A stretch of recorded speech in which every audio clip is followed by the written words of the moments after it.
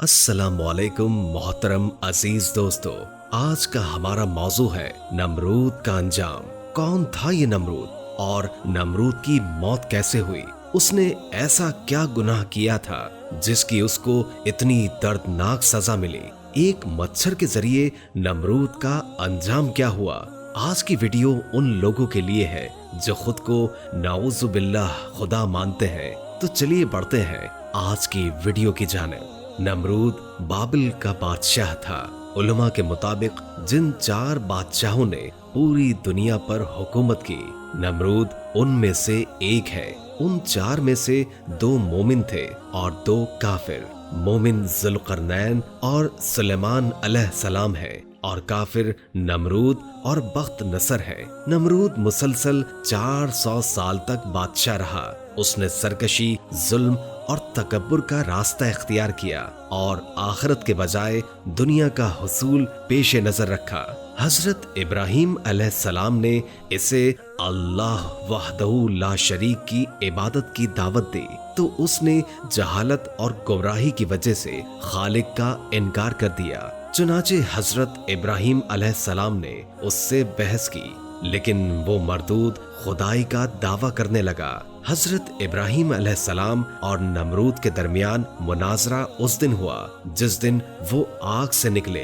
इससे पहले उनका आमना सामना नहीं हुआ था। जिस दिन वो इकट्ठे हुए उस दिन ये मुनाजरा वाक़े हुआ। हजरत इब्राहीम अलैहिस्सलाम ने फरमाया, मेरा रब जिंदा करता है और मारता है। उसने कहा, मैं भी जिंदा करता हूँ और मारता हूँ। अपनी बात को साबित करने के लिए उस जाहिल नमरूद ने अपने 2 कैदी मंगवाए और उनको बेकसूर मार डाला और कसूरवार को छोड़ दिया और कहा कि देखा, मैं जिसको चाहूँ मारता हूँ और जिसे चाहूँ नहीं मारता। इस तरह सबको फरेब देने की कोशिश की। उसने एक को मौत दे दी और दूसरे को जिंदगी बख्श दी।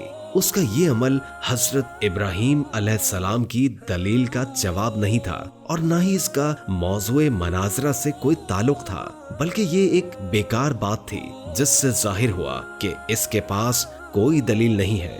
हजरत इब्राहीम अलैहिस्सलाम ने जो दलील पेश फरमाई थी वो ये थी कि जानदार का जीना मरना आम मुशाहिदे की चीज है, क्योंकि ये वाकयात खुद ब खुद पेश नहीं आ सकते। लिहाजा जरूर कोई एक ऐसी जात मौजूद है जिसकी मशीयत के बगैर इन अशिया का वजूद में आना महाल है, जो सितारों, हवाओं, बादलों को एक जगह से दूसरी जगह पर ले जाता है और बारिश बरसाता है।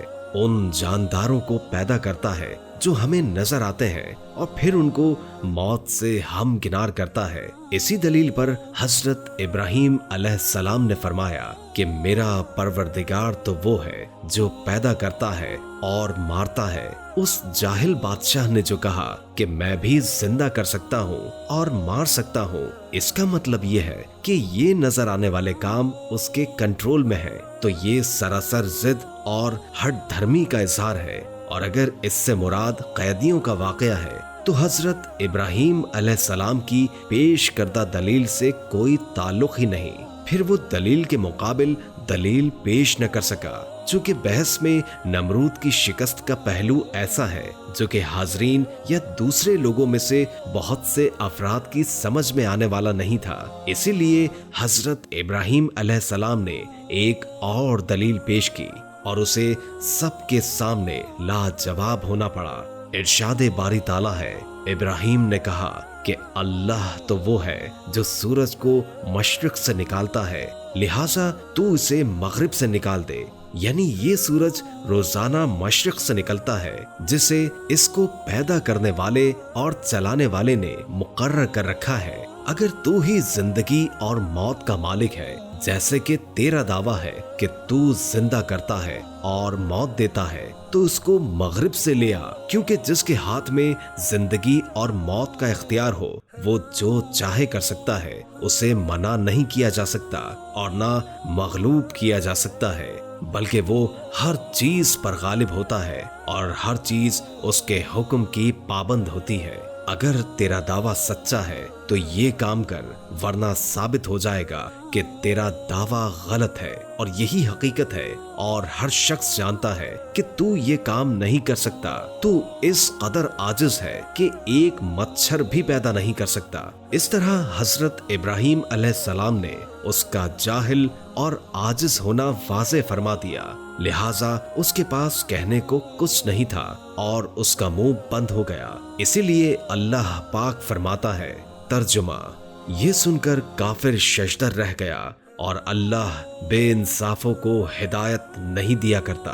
نمرود نے اشیاء خوردنی کا انتظام اپنے ہاتھ میں رکھا تھا۔ لوگ غلہ لینے کے لیے اس کے پاس جاتے تھے۔ حضرت ابراہیم علیہ السلام بھی دوسروں کے ساتھ غلہ لینے گئے۔ اس نے حضرت ابراہیم علیہ السلام کو غلہ دینے سے انکار کر دیا۔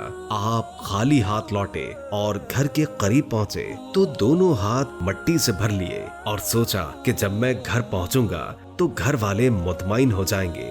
گھر پہنچ کر انہوں نے بورے اتارے اور خود سو گئے۔ آپ کی زوجہ محترمہ حضرت سارہ اٹھ کر بوروں کے پاس آئی تو دیکھا کہ وہ عمدہ غلے سے بھرے ہوئے ہیں اور انہوں نے کھانا تیار کیا۔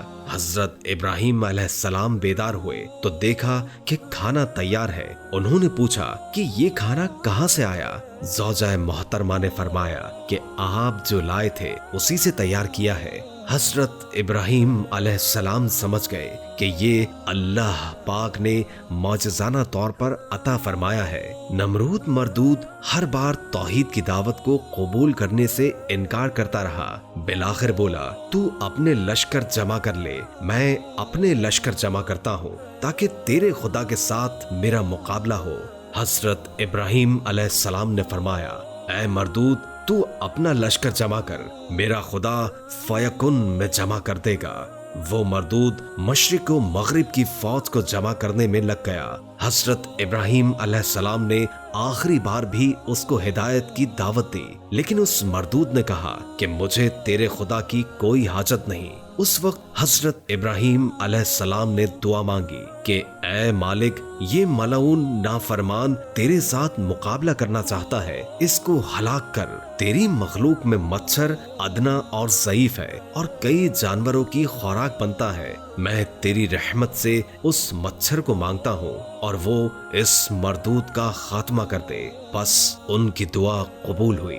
نمرود نے اپنی فوج کو میدان میں اکٹھا کیا اور حضرت ابراہیم علیہ السلام سے کہا کہ اگر تیرا خدا چاہے تو زمین کی حکومت ہم سے چھین لے، مگر اس سے پہلے میری فوج کا مقابلہ کرے۔ حضرت ابراہیم علیہ السلام نے کہا، دیکھ میرے خدا کی فوج آ گئی ہے۔ نمرود نے دیکھا کہ مانند ابر سیاہ ہوا پر کچھ چلا آتا ہے۔ یہ دیکھ کر لشکر میں ہلچل مچ گئی، مچھروں کا شور پھیل گیا اور اس مردود کا سارا جوش و خروش جاتا رہا۔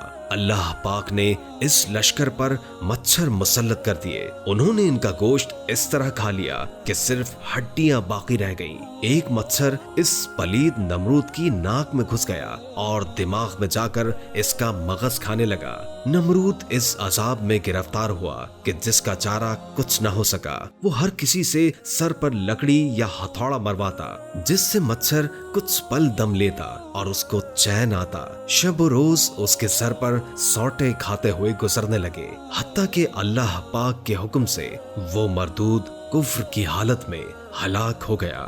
میرے پیارے عزیز دوستو، تاریخ پر اگر نظر دوڑائی جائے، جن بادشاہوں نے، جن مغرور لوگوں نے اپنی طاقت میں مست خدا تعالیٰ کو للکارا، ان کا انجام فرعون اور نمرود جیسا ہوا۔ موجودہ دور پر نظر دوڑائی جائے تو اس دور میں بھی کافی نمرود اور فرعون موجود ہیں، لیکن وہ اس بات سے بالکل بے خبر ہے کہ اللہ تعالیٰ کی لاٹھی بے آواز ہے، لیکن خدا تعالیٰ کی لاٹھی جب پڑتی ہے تو ہر اس بادشاہ کا جو اپنی طاقت میں بدمست ہے، اس کا انجام فرعون اور نمرود جیسا ہوگا، اور انشاءاللہ ضرور ہوگا۔